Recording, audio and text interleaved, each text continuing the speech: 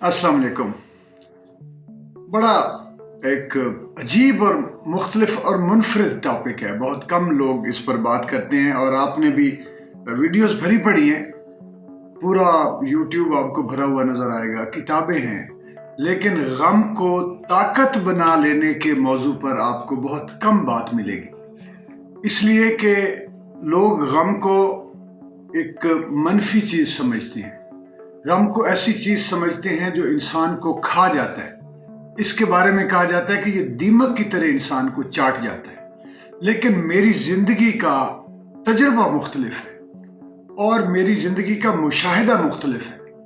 मैंने कुछ ऐसे लोगों को देखा जिन्होंने गम को अपनी ढाल बनाया, जिन्होंने गम को ऐसी ताकत बनाया जिसके सामने से पहाड़ हिल जाते हैं।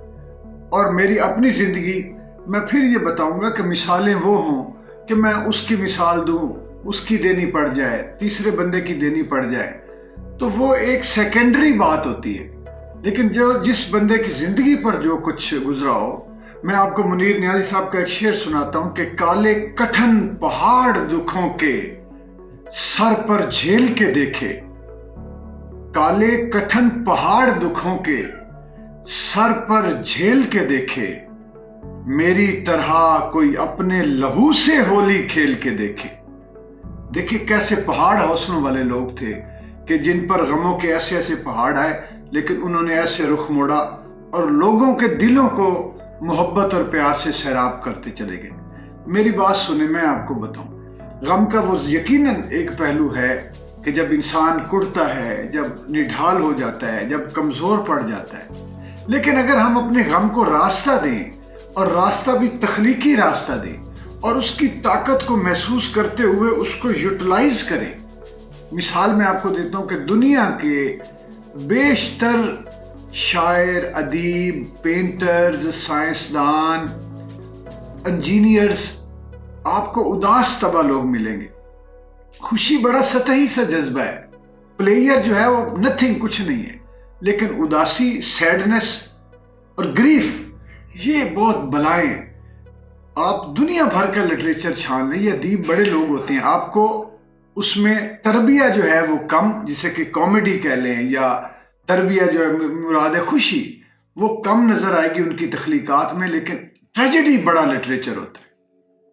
मैं समझता हूं कि आप बहुत सारे ऐसे लोगों से पूछें कि जो तन्हा थे, अकेले थे और अपनी तन्हाइयों में उदास थे, जिनको लोगों से शिकवा था, जिनके सरों पर बहुत सारे ऐसे लोग जिनके सरों से माँ बाप का साया उठ गया, जो दुनिया में बिल्कुल अकेले रह गए, लेकिन उन्होंने हौसला नहीं हारा और उस गम को ताकत बनाया और उन माँ बाप की रूहों के लिए, अपने प्यारों की खुशी के लिए उन्होंने मेहनत की, जतन किया और ऐसे निकले कि उन्होंने पहाड़ों के पहाड़ सर किए और तरक्की की, ऐसी आला मनाजिल तय की जो मिसाल बन गई। गम के, अब मैं आपको बता दूं कि पहली बात यह है कि गम जो है, अब नुक्ता नंबर 1 है कि गम जो है वो ऐसी चीज है कि दुनिया का कोई इंसान इससे महफूज नहीं है। हजरत अली करमुल्लाह वजह का फरमान है कि जिंदगी 2 दिन है, 2 दिन की जिंदगी है इंसान की। एक दिन आपकी कामयाबी का, खुशी का, दूसरा दिन किसी न किसी ठोकर का, किसी न किसी उदासी का, किसी न किसी अलमिये का, गम का दिन, नाकामी का दिन। तो ये जिंदगी का बैलेंस है, तवाज़ुन। ये कोई दुनिया का इंसान मुझे बताएं कि जो सारी जिंदगी वो खुश ना हुआ हो, या जो सारी जिंदगी जो है वो उसको गम ना हुआ, कोई भी नहीं हो सकता। और मैं आपको बताऊं कि अगर गम ना हो तो इंसान पत्थर है। तो पहला नुक्ता ये है कि गम जो है उसने आना ही आना है। दूसरा नुक्ता यह है कि क्या हम अपने गम को दीमक की तरह अपनी जात को चाटने दें, या उसके सामने दिल को उस्तवार करें और मजबूत हो जाएं, और हम हौसले में आते हुए, हिम्मत पकड़ते हुए, हम गम के सामने एक आहनी इंसान की तरह खड़े हो जाएं।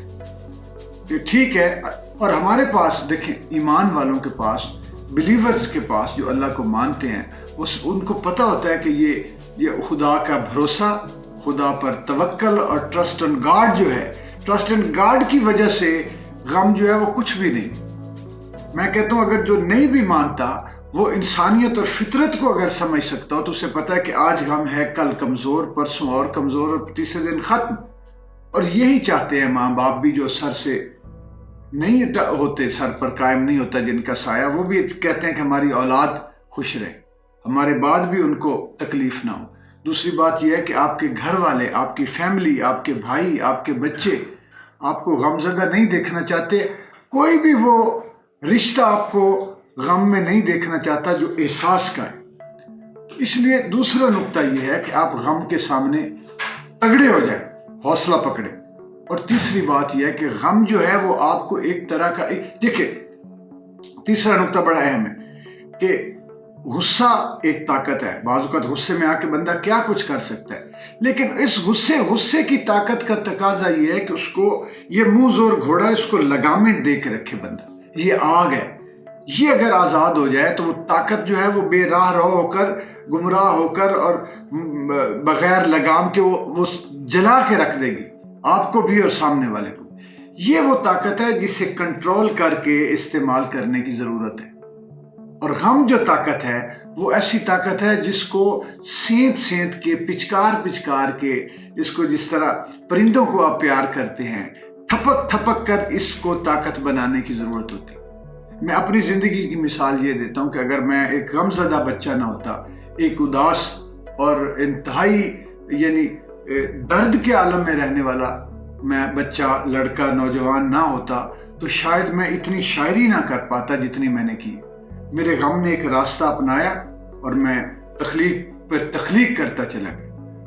غم ہی انسان، یہ نقطہ سمجھیے کہ غم وہ طاقت ہے جو انسان کو خدا کے نزدیک بھی کرتا ہے اور انسانوں کے نزدیک بھی کرتا ہے۔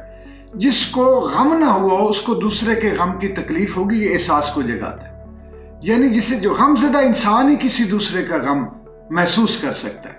یہ نقطہ بھی دیکھیے تیسرا، کہ آپ غم جو ہے وہ آپ کو بیدار کرتا ہے، آپ کو دوسرے کے غم کو سمجھنے کی، آپ کو اس کا ویژن اور بصیرت دیتا ہے، احساس جگاتا ہے۔ اور احساس ہی تو انسان ہے، اور کیا ہے انسان کے پاس؟ وہ پتھر ہے، جانور ہے۔ اگر احساس نہیں ہے تو احساس انسان کو جانور سے مختلف کرتا ہے، بلکہ جانور نہیں، جانوروں میں بھی احساس ہے۔ پتھر سے مختلف کرتا ہے، بلکہ شاید پتھر میں بھی احساس ہو۔ تو یہ آپ کو ڈیڈ باڈیز سے مختلف کرتا ہے۔ اگر احساس نہیں ہے تو موت ہے، آپ ڈیڈ ہے۔ تو غم کی دین دیکھیں کہ غم آپ کو احساس دیتا ہے اور یہ طاقت ہے۔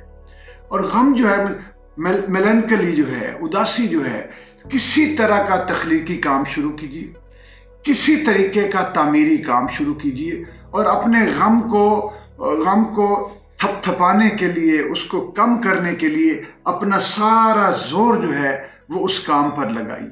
اگر مثال آپ تکلیف میں ہیں، آپ وضو کریں، منہ ہاتھ دھوئیں، اللہ کو یاد کریں، دل کو تسلی دیں اور کوئی کام کرنے بیٹھ جائیں، چاہے وہ آپ کا بزنس ہے، چاہے آپ کی جاب سے ریلیٹڈ ہے، چاہے آپ کا کوئی مشن ہے، چاہے آپ کی سوشل سروس ہے، کوئی بھی پروفیشن ہے، اپنے اس پہ غور و فکر کرنا شروع کریں۔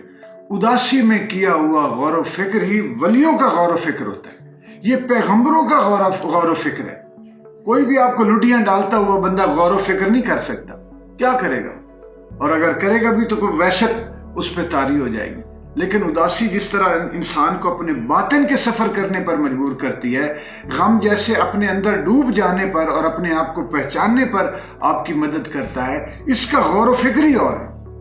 تو آپ غم پہ غور و فکر کیجئے۔ غم کے دوران اگر آپ تخلیق کار ہیں تو اس کا میں کہتا ہوں جوڑ ہی کوئی نہیں، فنکار ہیں، آپ میوزیشین ہیں، میوزک ڈائریکٹر ہیں، سنگر ہیں، پوئٹ ہیں، پینٹر ہیں، اسکلپچر ہیں، جو اس طرح کے اگر آرٹسٹ ہیں تو یہ آپ کے پاس خزانہ ہے۔ اگر آپ انجینئر ہیں، سائنٹسٹ ہیں، تو یہ آپ کو کیا کرے گا کہ یہ آپ کو ایجاد کرنے کی طاقت دے گا۔ اگر آپ ڈاکٹر ہیں تو یہ مسیحائی کی قوت ابھارے گا آپ میں۔ تو غم کو طاقت بنا لیجئے۔ غم کے ہاتھوں مجبور نہیں ہونا، غم کے ہاتھوں زیر نہیں ہونا، بلکہ غم کو سینے سے لگا کے آگے بڑھنا ہے اور طاقت حاصل کرنی ہے، کامیابی حاصل کرنی ہے۔ اور اب آپ دیکھیں گے کہ اگر غم کے ساتھ آپ نے دوستی کر کے اس کو کمزوری کی بجائے طاقت بنایا تو آپ اندر سے بڑے انسان ہوتے جائیں گے۔ ایک شعر پہ بات ختم کرتا ہوں کہ میرے مولا کا کرم ہے یارو، میری بنیاد میں غم ہے یار۔ بہت شکریہ، السلام علیکم۔